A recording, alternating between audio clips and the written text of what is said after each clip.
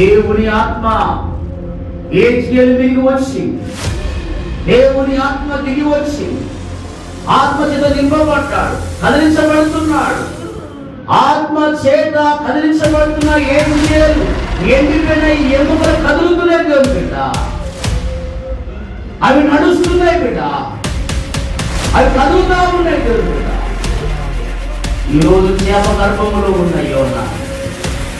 3 దినములు 3 రాత్రాలు ఆ చేప గర్భములో ఉన్న వ్యక్తి ప్రాణముతో బయటికి వచ్చి,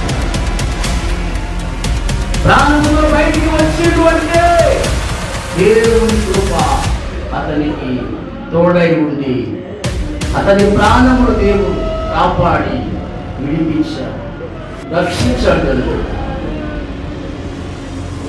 అగ్ని మంటల్లో వేయబడ్డ శేతని మనుషులు అభ్యర్థులు అగ్నిగుండములో వేయబడ్డ వారిని దేవుడు వారికి ఎలాంటి హాని చేయకుండా వారిని దేవుడు కాపాడు.